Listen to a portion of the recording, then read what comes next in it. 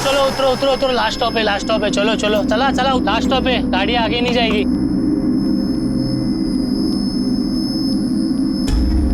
ओ ताई उठो, last stop आ गया। लोग खाली सोने के लिए आते हैं बस में। हेलो ताई, उठा उठा, लास्ट स्टॉप है, बस आगे नहीं जाएगी।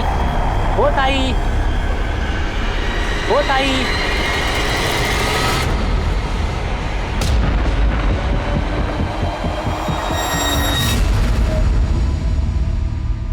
नमस्कार, आदाब। मैं अनूप सोनी क्राइम पेट्रोल सतर्क के ब्लैक हेडलाइंस अध्याय के आज के एपिसोड में आप सबका स्वागत करता हूं। हम ये बचपन से पढ़ते आए हैं कि इंसान एक सामाजिक प्राणी है, लेकिन कई बार इंसान हैवानियत के मामले में जानवरों को भी पीछे छोड़ देता है।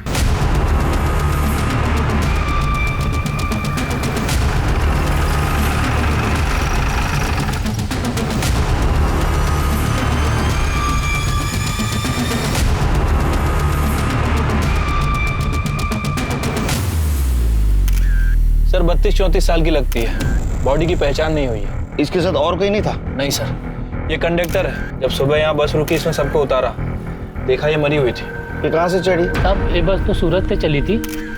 ये औरत कौन सी स्टॉप से चढ़ी ध्यान नहीं दिया मैंने। इसके साथ कोई था? पता नहीं साहब, मैंने ध्यान नहीं दिया। इसके लगेज में इसकी कोई आइडेंटिटी थी?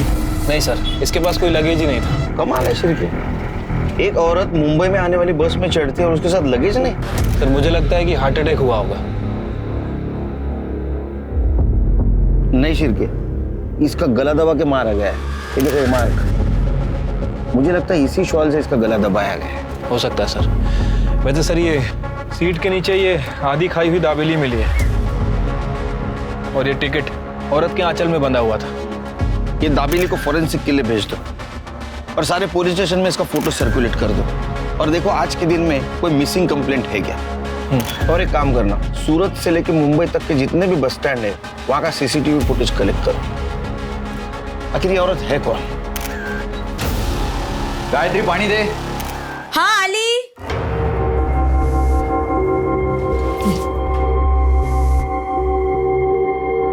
क्या हुआ, कुछ काम मिला? नहीं मिला। तुझे मिला कुछ? नहीं, मुझे भी नहीं मिला। पर तुझे ऐसे कैसे बिना कुछ बोले फैक्ट्री से निकाल दिया? क्या करेंगे अब, हर जगह कॉस्ट कटिंग चल रहा है रे। मंदी चल रही तो सबको काम से निकाला जा रहा है। कुछ ना कुछ तो जुगाड़ करना पड़ेगा। ताई मी येते हा।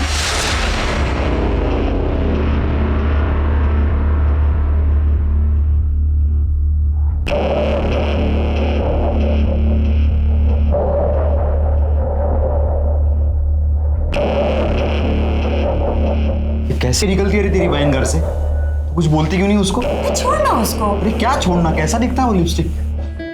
बाबा आप आ गए, आप मोबाइल नहीं है? नहीं ले आऊंगा, अगली बार ले आऊंगा, टेंशन मत ले तू। कोई मोबाइल नहीं मिलेगा, समझा? जा जाके पढ़ाई कर। बाबा नया लाने को थोड़ी ना कह रहा हूँ, सेकेंड हैंड ही ला दो, 1000-1200 तक आ जाएगा। पैसे का टेंशन क्यों ले रहे हो? पैसे के बारे में मत सोच। मोबाइल चाहिए ना तेरे को, ले जाएगा। मैं ला दूंगा तेरे को मोबाइल। सूरज अच्छे से पढ़ा। पढ़ तो रहो ना आई। तो मेरी बात समझ रहा है ना, कुछ नहीं होगा, मैं हूं ना। लेकिन कोई झोल नहीं ना, पैसा टाइम पे देगा ना वो। हाँ काम कर, तू अभी निकल, बाद में बात कर। सोचना पैसे चाहिए कि नहीं। ठीक है चल। क्या बात कर रहे थे प्रदीप से? हैं? मैंने बताया था ना वो अच्छा आदमी नहीं है। चल चल खाना लगा जल्दी। सर मैंने उस अनआइडेंटिफाई औरत के बारे में यहाँ मुंबई में और आसपास के पुलिस स्टेशन में पता किया है, बट कहीं भी कोई मिसिंग कंप्लेंट दर्ज नहीं है। सूरत में? सूरत पुलिस को कहा है सर पता करने के लिए। वैसे सूरत से मुंबई आने वाले रूट पे मैंने कई सारे बस स्टैंड के सीसीटीवी फुटेज चेक किए, बट वो औरत कहीं नजर नहीं आई। शिरके शायद जिस बस स्टैंड पे वो बस में चढ़ी होगी वहाँ सीसीटीवी नहीं होगा। हो सकता है सर।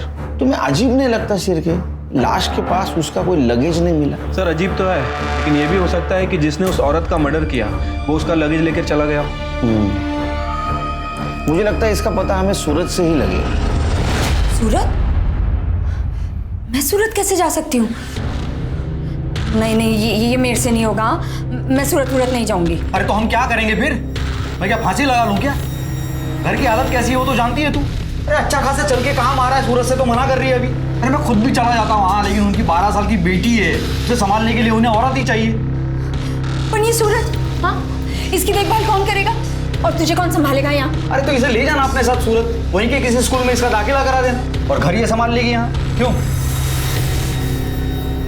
पर बाबा, मुझे सूरत नहीं जाना है, मुझे आपके साथ रहना है। अरे तो मैं कौन सा दूर जा रहा हूँ तेरे से मिलने आता रहूंगा मैं क्या इसकी नौकरानी हूँ जिसकी खिदमत करती बैठी रहूंगी? बस, मुझे किसी की बकवास नहीं सुननी अभी।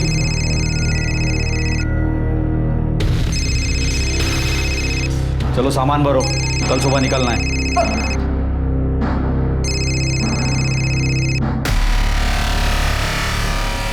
मानी या नहीं मानी? हाँ तू टेंशन मत ले, मान जाएगी।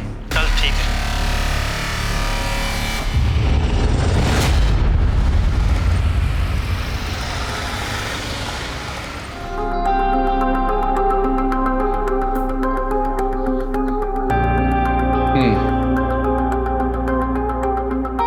सारा काम देखने का, खाना पकाने से लेकर बड़ी की देखभाल तक, ठीक है? जी साहब, काम करनी तो सूरत आई हूँ। ठीक है, किचन उस तरफ। तेरा दाखिला ना यहीं करा देंगे। चल कितना सुंदर घर है और कितना बड़ा भी है, देख। इधर आ। हाँ हेलो। जय श्री कृष्ण। मेरे काम का कुछ हुआ? अरे बड़ी मुश्किल से तो मुझे मिली है। आज थोड़ा टाइम दीजिए, करता हूँ कुछ।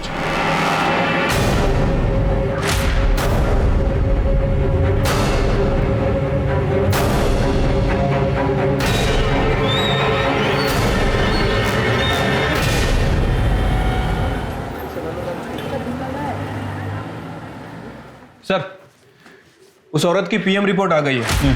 सर, उसकी मौत रात में 11 बजे हुई थी। आपका शक सही था सर, उसे गला दबा कर मारा गया, शायद उसी स्टॉल से जो हमें उसकी बॉडी पर मिला था।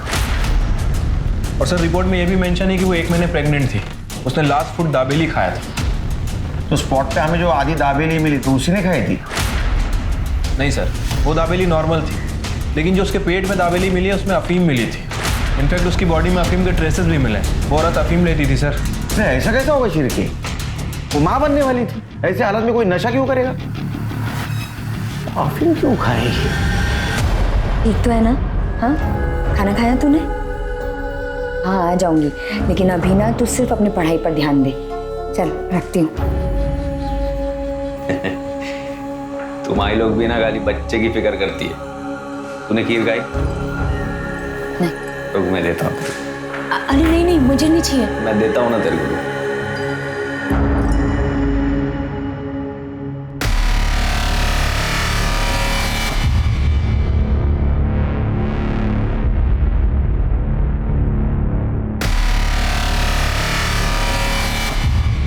ये ले।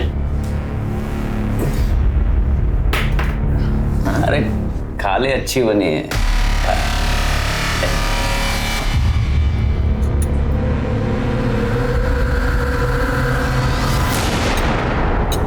अच्छी है ना?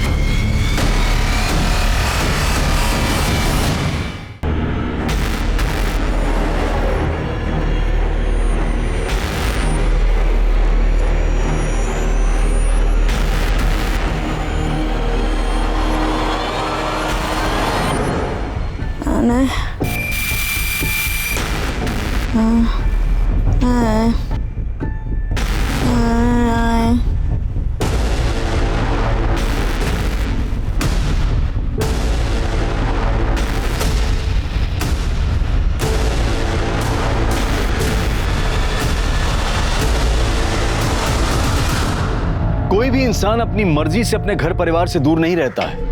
पेट की आग, गरीबी अपने और अपने बच्चों के उज्जवल भविष्य के सपने उसे ऐसा करने पर मजबूर कर देते हैं। गायत्री भी अपने बेटे और अपने परिवार के अच्छे भविष्य के लिए अपने पति मनोहर और अपने घर से दूर सूरत गई, लेकिन इससे पहले कि वो अपने परिवार की उलझनें सुलझा पाती, किसी ने उसकी सांसें छीन ली। गायत्री मर चुकी थी, लेकिन पुलिस को अभी तक उसका नाम भी पता नहीं चला था और ना ही ये पता था कि इस केस के जरिए उन्हें इंसानी चेहरों के पीछे छिपी कितनी कड़वी सच्चाई दिखने वाली थी।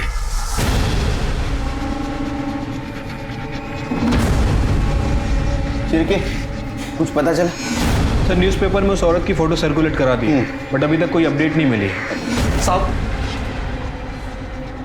ये फोटो, ये मेरी बीवी गायत्री जैसी लग रही है साहब।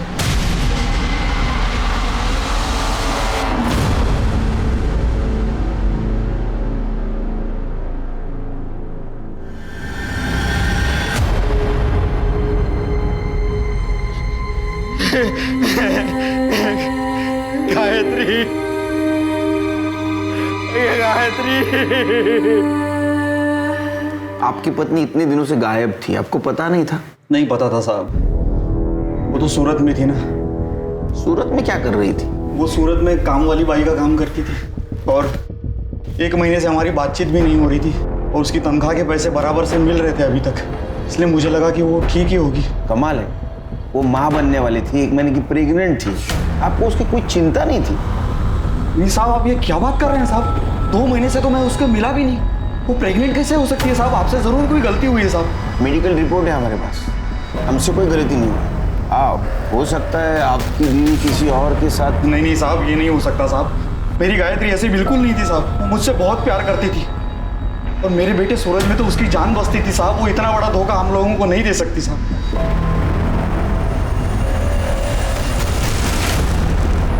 वो सुनील नहीं, जरूर मेरे बीवी के साथ कुछ ऐसा वैसा किया है, उसको मार डाला है साहब। आप उसको सजा दीजिए। सुनील कहाँ रहता है ये? वो तो नहीं जानता साहब, लेकिन इतना जरूर जानता हूँ कि वो सूरत का रहने वाला था और वो प्रदीप उसका काम लेके मेरे पास आया था। प्रदीप साहब, मेरे को इस लफड़े से कोई लेना देना नहीं। अरे जिस औरत को तूने भेजा था उसका मर्डर हुआ और तू बोलता है लेना देना नहीं? देवा शफत साहब, मेरे को कुछ नहीं पता। तो मनोहर के पास कोई काम नहीं था और गायत्री भी काम ढूंढ रही थी, तभी मेरे को सुनील साहब का फ़ोन आया। उनको 24 घंटे के लिए नौकरानी चाहिए। सुनील साहब कहाँ रहता है सूरत में तेरा सुनील साहब? सूरज चलना खेलने चलते हैं। हाँ सूरज चलना खेलने चलते हैं। नहीं, मेरा मन नहीं है।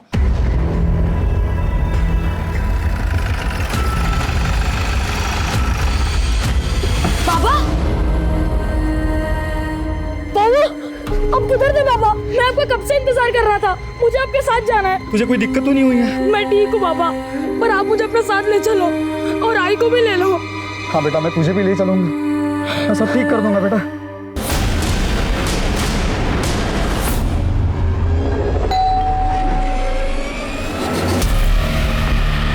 क्या किया तुम लोगों ने गायत्री के साथ? क्या करें, छोड़ रहा।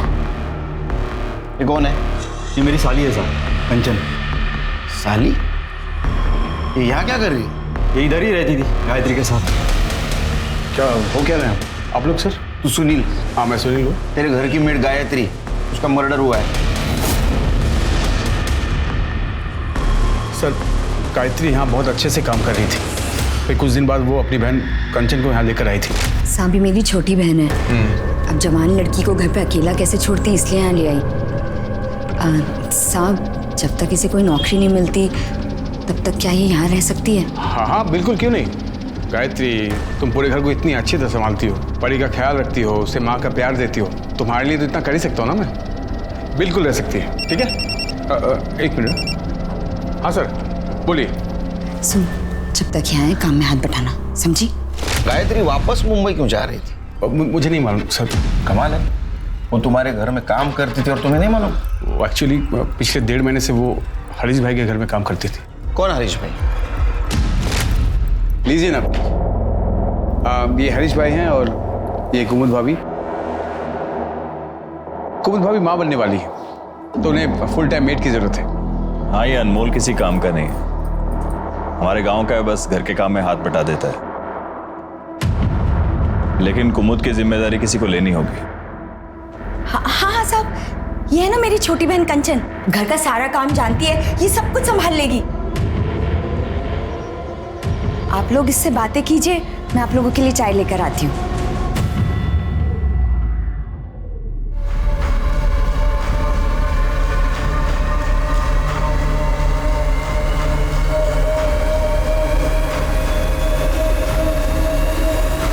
सुनील, हमें कंचन नहीं गायत्री चाहिए।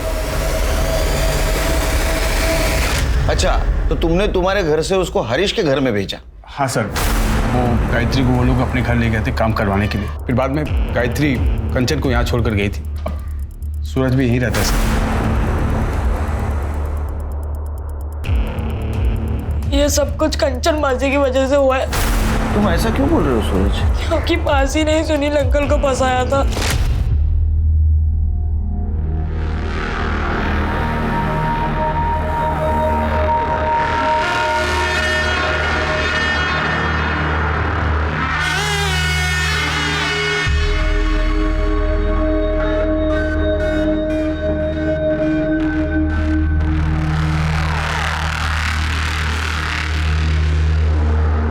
सब कुछ मासी की वजह से हुआ है।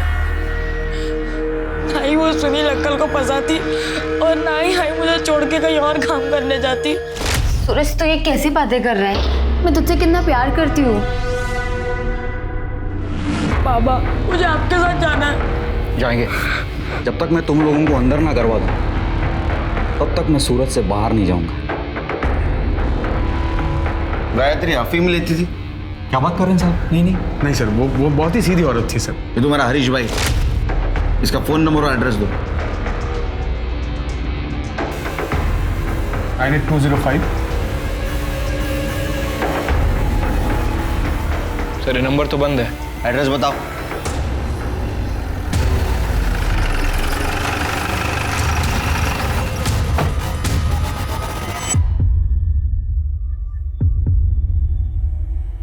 सर, अंदर वाले दरवाजे पे भी ताला लगा है। शिरके, ये हरीश का पता करो, इसका फोन ट्रेस पे डालो। मनोहर, हरीश और सुनील, इनके घर के आसपास कोई अफीम बेचता है क्या पता करो। ठीक है सर। तुम्हारे खबरी को एक्टिवेट करो।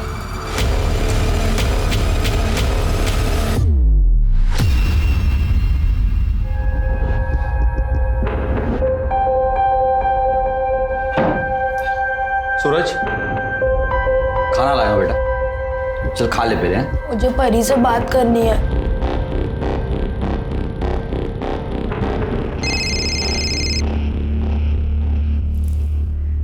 हेलो। हेलो परी। सूरज, तू ठीक तो है ना? हाँ, मैं ठीक हूँ। तू ठीक है ना? मैं भी ठीक हूँ। मुझे तुझसे कुछ कहना है। हाँ बोल। हेलो हेलो परी।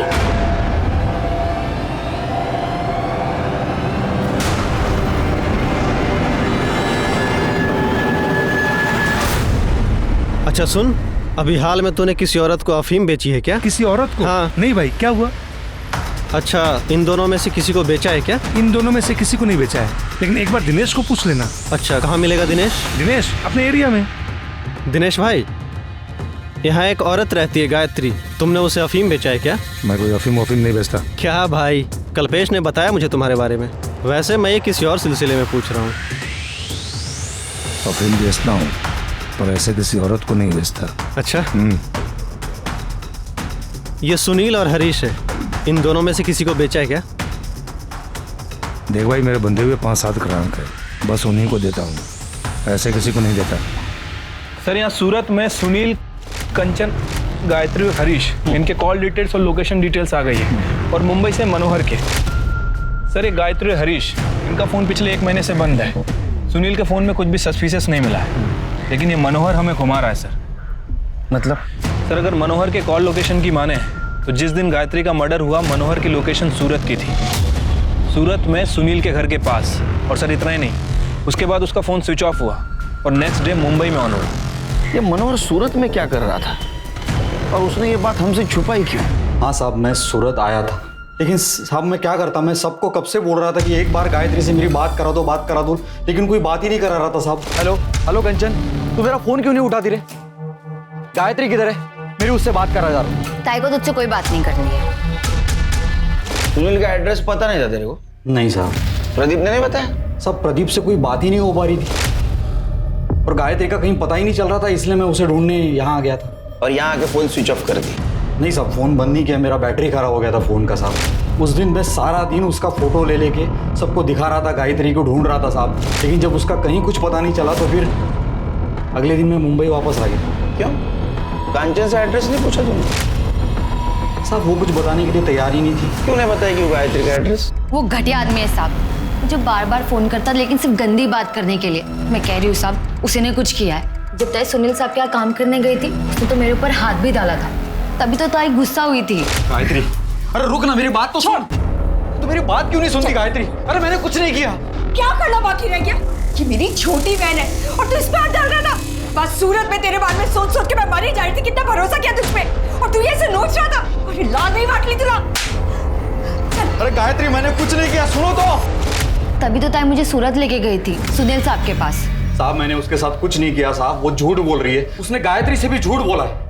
उसको जो रंगे हाथ पकड़ लिया था मैंने इसके वजह से।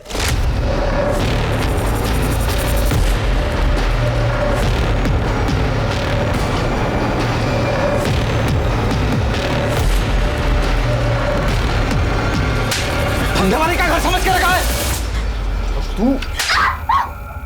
उसके बाद मैंने कांचन का घर से बाहर निकलना बंद करवा दिया था साहब, और इसीलिए उसने अपनी बहन के पास जाकर ये सब झूठी कहानी बताई ताकि उसे आजादी मिले। साहब मेरा और गायत्री का कोई कभी झगड़ा नहीं था साहब, मैं तो उससे बहुत प्यार करता था। ये पैसों की जरूरत मुझे नहीं होती तो मैं उसे काम करने के लिए सूरत तक कभी नहीं भेजता साहब, कभी नहीं भेजता। कितने पैसे मिले थे? 5,000 महीना मिलता था साहब। झूठ बोल रहा है साहब, वो उसने 1 लाख रुपए लिए थे ताई के और 5,000 महीने का वो अलग। उसे बस पैसों से प्यार था। तूने 1 लाख रुपए में गायत्री को सुनील के पास बेचा, फिर सुनील ने 15 दिन के अंदर उसको हरीश को बेचा। सुनील ने भी पैसे लिए ना हरीश से? साहब आप ये क्या बोल रहे हैं साहब? साहब मैंने गायत्री को नहीं बेचा साहब, मैं सच बोल रहा हूँ, मैंने नहीं बेचा। और वो 1 लाख रुपया भी मैंने इसलिए लिया क्योंकि मेरे ऊपर बड़ा कर्ज था और मैं वो सारा पैसा वापस करने वाला था साहब। तू गायत्री से गुस्सा था ना? तुझे थप्पड़ मारी थी ना उसने? अरे लाल नहीं बांट ली तुला। और इसलिए तूने उसको बेच दिया? या ऐसा तो नहीं कि तेरे को पता चला था वो किसी और के बच्चे की माँ बनने वाली, तूने उसको मार दिया? नहीं साहब, मैंने गायत्री को नहीं मारा साहब। हिरेन सर, जब तक सच नहीं बताता ना, मेहमान नवाजी करो इसकी। चल चल। शिरके, ये मनोहर ने 1 लाख रुपए में गायत्री को बेचा सुनील को, और बाद में सुनील ने 15 दिन के अंदर उसको बेचा हरीश को। मुझे पक्का ह्यूमन ट्रैफिकिंग का मामला लगता है। सर मैंने सुनील, हरीश और मनोहर की बैंक डिटेल चेक की है। सर सुनील ने अपने अकाउंट से 1 लाख रुपए निकाले और नेक्स्ट डे मनोहर के अकाउंट में 1 लाख रुपए जमा हुए। कुछ दिनों बाद सुनील के अकाउंट में 4 लाख रुपए डिपॉजिट हुए और ठीक उसी दिन हरीश के अकाउंट से 4 लाख रुपए निकाले गए। शिरके, मैं यकीन के साथ कह सकता हूँ ये ह्यूमन ट्रैफिकिंग का ही मामला है। गायत्री ने बस से भागने की कोशिश की, उसको मार दिया। सर भले ही ये ह्यूमन ट्रैफिकिंग का मामला है, लेकिन मुझे इस मनोहर के ऊपर ही शक है। सर आई एम श्योर इस मनोहर ने ही गायत्री को मारा है। हरीश भी हो सकता है, वो गायब है। एक काम करो शिरके, हरीश के बैंक में जाओ और पता करो कि दूसरे नंबर से वो ट्रांजैक्शन कर रहा है क्या। अगर ऐसा है तो उसका दूसरा पता वहां अपडेट होगा। और वो सुनील, उसको कल सवेरे बुला। ठीक है सर। सर मैंने कोई ह्यूमन ट्रैफिकिंग नहीं किया था। देखिए मनोहर को पैसे की जरूरत थी तो एज ए सिक्योरिटी अमाउंट मैंने उसे 1 लाख रुपए दिए। मंथली सैलरी भी दे रहा था उसे मैं। और जब हरीश ने मुझे बेट के बदले 4 लाख ऑफर किए तो मैं ले लिया उसे। सर 1 लाख तो मैं मनोहर को दे चुका था और गायत्री का बेटा मेरे पास ही रह रहा था, तो थोड़े प्रॉफिट के लिए मैं अगर गायत्री को हरीश के पास भेजा भी तो इसमें क्या गलत किया मैंने? इसी को ह्यूमन ट्रैफिकिंग कहते गधे। गायत्री एक औरत थी, भेड़ बकरी नहीं थी बेचने के लिए। क्या मालूम हुआ उसके साथ क्या क्या हुआ हो, वो किसके बच्चे की मां बनने वाली हो। वो बच्चा उसके मर्जी का है या उसके साथ रेप हुआ है, बता सकता है तू? देखेगा इसको। चल, आप ऐसा नहीं कर सकते सर। चल, ऐसा नहीं कर सकते आप। सरदार आदमी। हरीश की बैंक डिटेल से उसके नए एड्रेस का पता चल गया।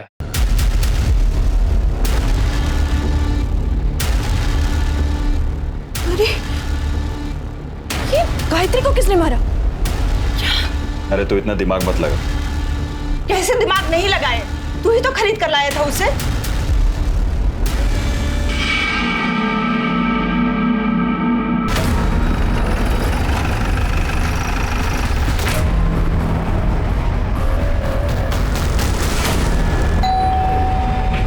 अनमोल, देख तो कौन आया।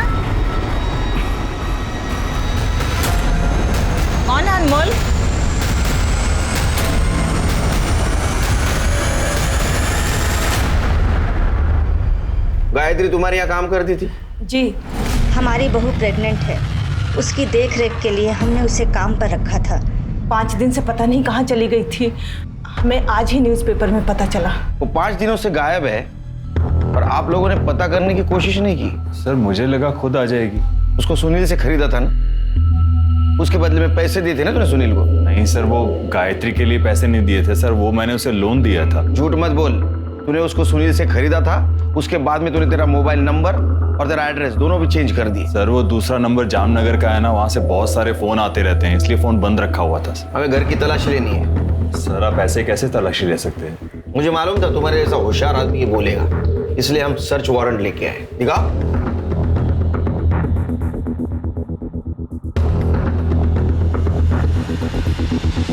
तलाशी ले।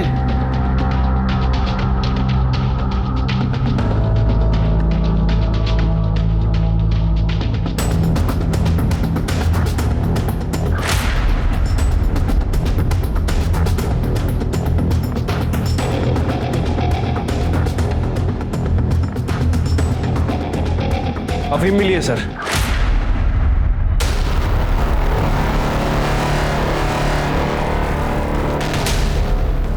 अपना इससे कुछ लेना देना नहीं। लेना देना कैसे नहीं? वो 1.5 महीने से तुम्हारे यहाँ काम करती थी, 1 महीने की प्रेग्नेंट थी। जो कुछ भी हुआ वो यही हुआ है, उसके मर्जी से या मर्जी के खिलाफ। उसके बॉडी में अफीम मिला है। ये इसी ने किया होगा, मैं कब से कह रही हूँ इसको काम से निकालने के लिए, और ये अफीम भी यही लेता है।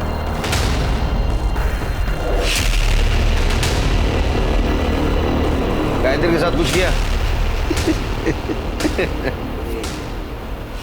गायत्री के साथ कुछ किया था क्या? किया था ना, वो क्या है ना, आपने भी किया तो मेरा भी मन किया। क्या कह रहा है तू? सर ये पागल है, इन्होंने कुछ नहीं किया है गायत्री के साथ, ये झूठ बोल रहा है साहब। आप कहाँ इस नशेड़ी की बात सुन रहे हैं? सर नशे में कुछ भी बड़बड़ करता है ये। इन सबको ले चलो, सब पता चल जाएगा किसने क्या किया। ह्यूमन ट्रैफिकिंग के केस में ले चलो इनको। अर्षित ये इन दोनों का डीएनए टेस्ट कराओ, चलो। जब हम किसी जानवर के साथ रहते हैं तो उससे भी एक लगाव सा हो जाता है, तो फिर चंद सिक्कों के लिए हम किसी इंसान की जिंदगी का सौदा कैसे कर सकते हैं? सुनील गायत्री को कुछ पैसों और काम के लालच पर अपने घर लेकर आया था और फिर अच्छे मुनाफे के लालच में उसने उसे आगे बेच दिया, बिना ये जाने कि वहां उसके साथ क्या होने वाला था, बिना ये सोचे कि गायत्री उसकी बिन मां की बेटी का ख्याल रख रही थी। ताज्जुब की बात तो यह है कि गायत्री का फोन बंद होने के बाद भी सुनील या कंचन में से किसी ने भी ये जानने की कोशिश नहीं की कि गायत्री उस नई जगह पर कैसी है जहां उसके साथ इतने अत्याचार हो रहे थे। तो क्या गायत्री की मौत के पीछे हरीश, अनमोल या उसके ही परिवार का कोई शामिल था, या फिर उसकी मौत की कहानी किसी और ने लिखी थी? मुझे तो समझ में ही नहीं आ रहा है कि क्या करूं। ताई के साथ ये सब हो गया, मेरा कोई नहीं है, ताई भी मर गई, अब सगा कोई नहीं है, मैं किसके सहारे जिंदगी बिताऊं?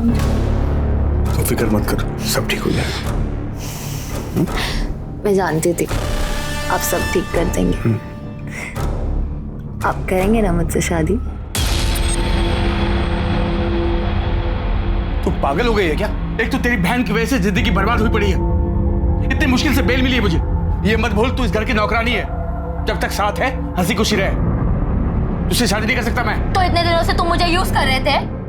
देखो शादी तो तुमको करनी ही पड़ेगी, वरना मैं पुलिस में जाके सब बता दूंगी तुमने मेरे ताई के साथ क्या किया है। बकवास मत कर तू, एक बच्ची का बाप हूं मैं, ऐसे उठ के किसी के साथ शादी नहीं कर सकता मैं, समझी तू?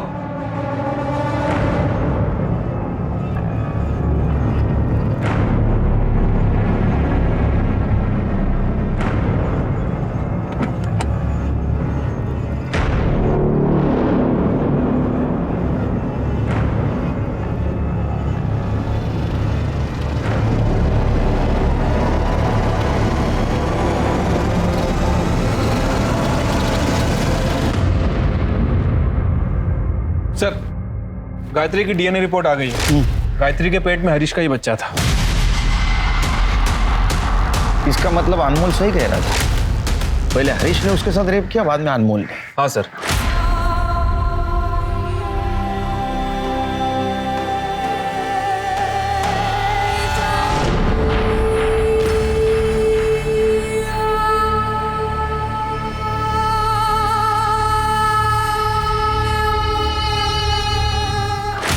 हरीश की बीबी कुमुद के बारे में भी इंक्वायरी की है। सर प्रेग्नेंट होने के बावजूद भी उसने लास्ट हॉस्पिटल विजिट 6 महीने पहले की। और सर यही बात मुझे सबसे ज़्यादा खटकी, इसलिए सर मैंने उस क्लिनिक में इंक्वायरी की जहाँ वो 6 महीने पहले जाती थी। सर पता चला है कि वो माँ बन ही नहीं सकती। फिर माँ बनने का नाटक क्यों कर रही है? इतने सालों से मैं माँ बनने की कोशिश कर रही थी, लेकिन मैं माँ नहीं बन पाई और डॉक्टर ने भी कह दिया कि मैं कभी माँ नहीं बन सकती। फिर नाटक क्यों किया?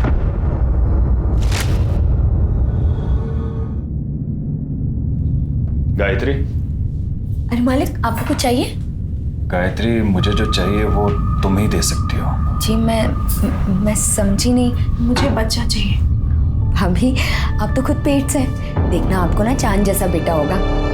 इसे बच्चा ही नहीं हो सकता, ये सिर्फ नाटक कर रही है। हमें हरीश का वंश आगे बढ़ाना है, इसलिए तुम्हें लेकर आए हैं। मतलब मैं कुछ समझी नहीं। गायत्री, तुम मुझे इनका एक बच्चा दे सकती हो क्या? अभी क्या पाप करने के लिए कह रही है मुझसे? गायत्री, तुम एक औरत हो और एक औरत ही औरत का दर्द समझ सकती है। मैं तुम्हारे सामने हाथ जोड़ती हूँ, प्लीज मुझे एक बच्चा दे दो। मैं ये नहीं कर सकती, पाप है मेरे लिए। मैं शादीशुदा हूँ, मेरा एक बेटा भी है। माँ जी, आप इन्हें समझाइए ना। गायत्री, देखो बेटा, मेरी बात मान जा। नहीं, ये मुझसे नहीं होगा। लेकिन सर, हमें बच्चा चाहिए था, इसलिए अनमोल ने उसके खाने में अफीम मिलाना शुरू किया और फिर इन्होंने उसके साथ। और गायत्री ने भागने की कोशिश की, तुमने उसको मार दिया। सर हमने किसी को नहीं मारा सर।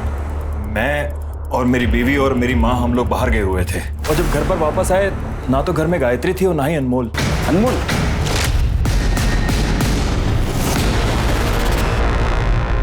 सर, अनमोल के कॉल रिकॉर्ड के हिसाब से उस रात वो सुनील के घर के पास था। क्या? गायत्री बहुत अच्छी लड़की है साहब। ले खाना खा ले। नहीं, मुझे नहीं खाना। मुझे मेरे बेटे की बहुत याद आ रही है। मुझे मेरे बेटे के पास ले चलोगे? आज नहीं, मालिक घर पे नहीं है, आएंगे तो बताता हूँ। अनमोल, एक तुम ही हो ना पूरे घर में हर वक्त मेरा ख्याल रखते हो। हाँ, तुम इतने अच्छे हो अनमोल। तुम अभी मुझे ले चलोगे सूरज के पास? अभी जाना है? अभी। गायत्री, जहाँ यही घर है, मैं तेरा बाहर इंतजार करता हूँ कॉलोनी के बाहर, ठीक है? ठीक। तो आखिरी बार वो सुनील के घर गई थी। कंचन, कंचन, क्या हुआ? कंचन, कहने का तूने चुराया? आप ये क्या बोल रहे हो? आप मुझसे कैसे पूछ सकते हो? एक भी गहना नहीं है, पता कहाँ है? तो मैंने क्या किया? आप ही ने कुछ किया होगा। मैंने किया? मैं देख के आती हूँ।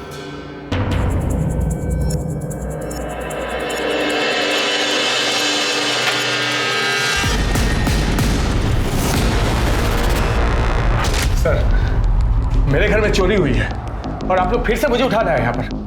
सर, इनके हिसाब से इनके घर से ये सब ज्वेलरी गायब हुई है। तो सारे ज्वेलर्स के शॉप में सर्कुलेट कर दो और उनसे कहो कि कोई अगर बेचना है तो हमें इन्फॉर्म कर दे। ठीक है सर। काफी नुकसान हुआ है आपका, कंप्लेंट ले ली तुम्हारी, अब हमारी मदद करो। बताओ गायत्री तुम्हारे पास आखिरी बार क्यों आई थी? नहीं सर, हमारे घर नहीं है। बोलना, वो तुम्हारे पास आई थी, हमें पता है। वो गुस्से में तुमसे कन्फ्रंट करने आई थी, लेकिन तुमने उसको मार दिया। हाँ साहब, ताई आई थी और गुस्से में भी थी। तुमने जानबूझ के मुझे वहाँ बेचा था ना? ताई तुम्हें क्या बोल रही है? तू जानती है ना कितने अच्छा आदमी है। हाँ मैं जानती हूँ, और मैं जानती हूँ तू ये बकवास क्यों कर रही है, क्योंकि तू इस घर की मालकिन बनना चाहती है ना। अरे तुझे पता नहीं, एक दिन ना ये आदमी तुझे भी कहीं बेच आएगा। बकवास मत कर। मैं बकवास कर रही हूँ? हाँ मैं बकवास कर रही हूँ। तुझे तेरा भांडा तो मैं फोड़ूंगी, सब कुछ बता दूंगी पुलिस को। बता मेरा बेटा कहाँ है, बता मेरा बेटा कहाँ है। ताई तुम ये सब क्या बोल रही है ताई? चुप रह, बताओ मेरा बेटा कहाँ है। सब क्या है? क्या बताओ? मैं भी देखता तू पुलिस को क्या बताएगी। तेरा बेटा यहाँ पर है, अगर तूने पुलिस को कुछ भी बताया नहीं, याद रखना उसे ऐसे गायब करूंगा ना तुझे पता नहीं चलेगा वो कहाँ है। मैंने कोई धमकी नहीं दी, मैं सिर्फ उसे चुप करवाना चाहता था क्योंकि वो बहुत गुस्से में थी। सर मुझे तो ये भी नहीं मालूम था कि सर हरीश भाई के घर में उसके साथ हो क्या रहा है सर। तो उसके बेटे को उसके साथ जाने क्यों नहीं दिया? सर वो एक्चुअली झूठ मत बोल, समझा ना? तुम लोगों ने उसको डरा के रखा था। उसका बेटा तेरे पास था तो उसको धमकी दे रहा था, और वो हरीश सेक्रेटरीट में होने का रौब छाड़ रहा था। वो तुम्हारे पास आई और तुमने उसको मार दिया। अरे नहीं साहब, मेरा कोई लेना देना नहीं है, ये सूर्य ने एक फोन किया है। तुम लोग मेरे बेटे को मुझसे दूर नहीं कर सकते। मैं तुम लोगों को छोड़ूंगी नहीं, छोड़ूंगी नहीं तुम लोगों को मैं। ताई क्या कह रही थी? उसे रोकना होगा, बात आगे बढ़ी तो पता नहीं क्या होगा। साहब इसी आदमी ने मारा है मेरी ताई को। सर ये झूठ बोल रही है सर, सिर्फ अकेले मैं पीछे नहीं गया था, ये भी गई थी सर, इसी ने मारा उसे। कंचन, कंचन, तू कहाँ गई थी? अरे मैं तो आप ही को ढूंढने गई थी, मुझे पहले से डर था ये जरूर कुछ करेगा। सर झूठ, बिल्कुल झूठ सर। अरे मैं क्यों मारूंगी मेरी ताई को? साहब उसने मेरा क्या बिगाड़ा था? क्योंकि तू मुझसे शादी करना चाहती थी, अगर मुझे कुछ हो जाता तो तेरे सपनों में पानी फिर जाता, बस इसलिए। साहब ये झूठ बोल रहे हैं। मैं क्यों झूठ बोलूं? क्यों जानना? अंदर जाके झगड़ा करो। एक मिनट सर, मुझे मालूम था आप लोग ऐसा कुछ करोगे सर, इसलिए मैं अपने साथ अपने वकील को लाया। सर आइए, ये मेरे बेल के पेपर्स। मेरी एक छोटी बेटी है घर में जो मेरा इंतजार कर रही है, उसे छोड़कर मैं ऐसे रह नहीं सकता ना सर।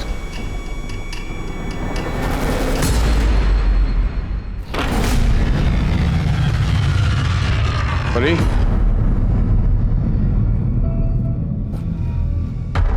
बेटा परी, परी कहाँ है तू?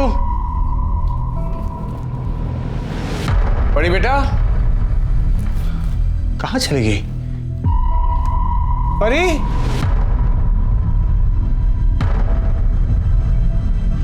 परी कहाँ चली गई? परी, रक्षा बहन, आपने परी को देखा क्या? मेरी बेटी? नहीं देखा। बहन, आपने परी को देखा क्या? मेरी बेटी? नहीं भैया, मैंने तो नहीं देखा। क्या खेल रही थी क्या? नहीं मैंने तो नहीं देखा। बेटा मोहन, तूने परी को देखा क्या? नहीं अंकल, आज तो खेलने भी नहीं आई। खेलने नहीं आई? Hello, police station. लेकिन ऐसे कैसे आपकी बेटी गायब हो गई? अरे मुझे क्या मालूम कैसे गायब हो गई सब। आप लोग मुझे सुबह सुबह पुलिस स्टेशन ले गए थे, जब वापस आया तो परी यहाँ पर नहीं थी घर पे। सारे कॉलोनी में ढूंढा सर, किसी को नहीं पता परी कहाँ पर है। पता नहीं चला क्या करूं मैं।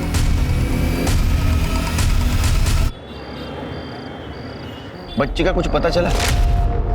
नहीं सर, 2 दिन हो गए, समझ नहीं आ रहा बच्ची कहाँ चली गई। वैसे उसकी फोटो सभी जगह सर्कुलेट करवा दी है, लेकिन कहीं से कोई इन्फॉर्मेशन नहीं मिली है। बच्ची कहाँ जा सकती है? सर कहीं ऐसा तो नहीं कि गायत्री के मर्डर में बच्ची का कुछ हाथ है? मतलब बच्ची ने ऐसा कुछ देख लिया हो जो उसे नहीं देखना चाहिए। हो सकता है कहीं डर के छुप गई हो। या ऐसा भी हो सकता है कि जिसने गायत्री का मर्डर किया उसने परी को गायब किया। या ऐसा भी हो सकता है कि गायत्री के मर्डर में परी का हाथ हो। परी तो बच्ची है सर, एक बच्ची ऐसा कैसे कर सकती है? तो बच्ची गई कहाँ?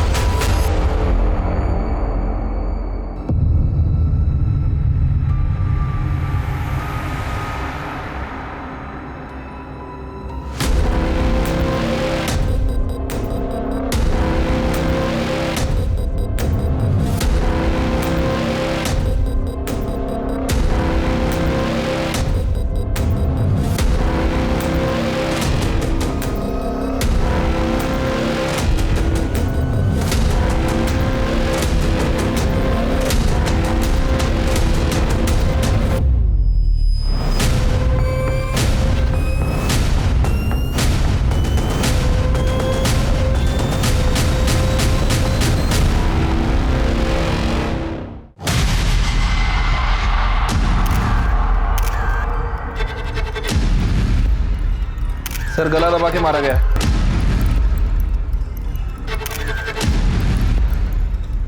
तीन दिन से तुम्हारा जो नाटक चल रहा था, तुम्हारी बेटी गायब है। असल में तुमने तुम्हारे बेटी को मारकर बेड के बॉक्स में बंद करके रखा था। कैसी बात करे सर, कैसी बात करे? मैं भला ऐसा क्यों करूंगा? उसने देखा होगा गायत्री का मर्डर करते हुए तुम्हें। कोई भी बाप किसी बेटी को मार सकता है क्या? इसको लेके चलो, बॉडी पोस्टमार्टम भेज दो। हम कोई बेटी को मारता है? चल अब मेरी बात सुनिए सर, मैंने कुछ सब बात सुनेंगे। चल सर, परी की पीएम रिपोर्ट के हिसाब से परी की मौत 3 दिन पहले हुई थी, ठीक उसी सुबह जिस दिन हम सुनील और कंचन को यहाँ पुलिस स्टेशन में लेकर आए थे। इसका मतलब ये सुनील और कंचन ही कर सकते हैं, क्योंकि बाकी सारे लोग तो हमारी हिरासत में हैं। Right sir. और एक और बात सर, परी की बॉडी में भी अफीम थी। क्या?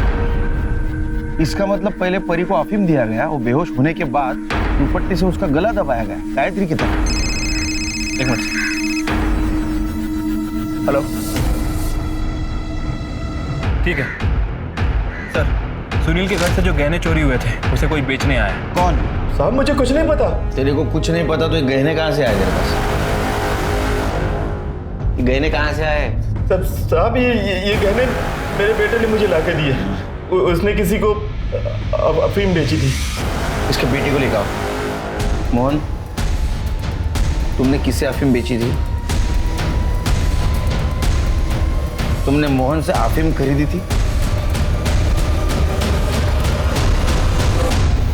बाद में तूने वो अफीम परी को दे दी और बाद में परी का गला दुपट्टे से घोटकर उसको मार दिया।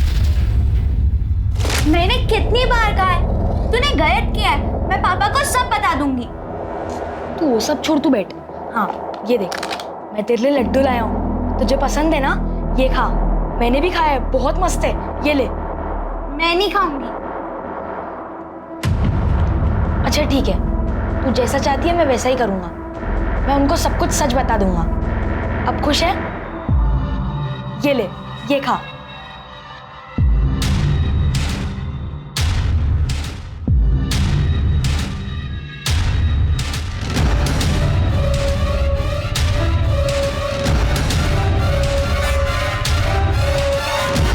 परी दोस्त थी मेरी, मैं उसे नहीं मारना चाहता था।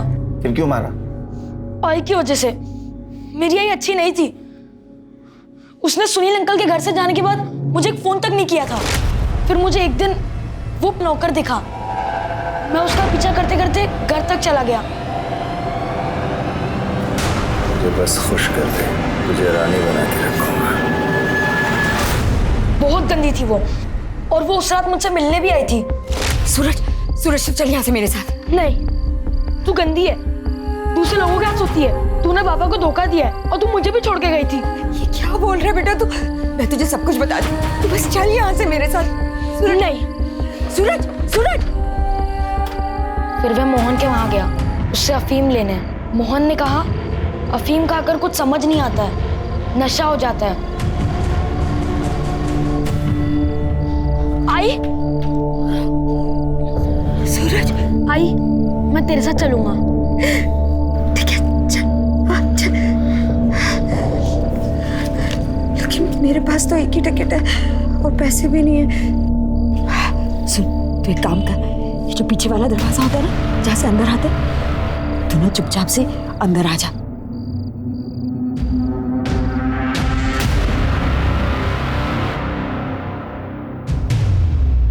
ये देख, मैंने तेरे लिए दाबेली लाई। खाया? हाँ, तू खा।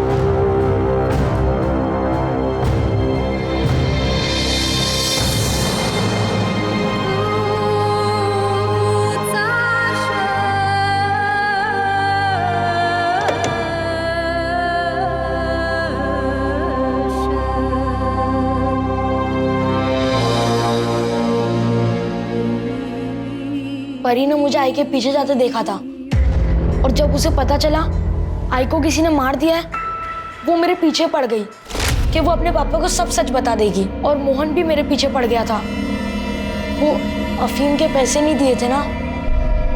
फिर मैंने सुनील अंकल के घर से गहने चुरा कर उसे दे दिए। ये सब आई की वजह से हुआ।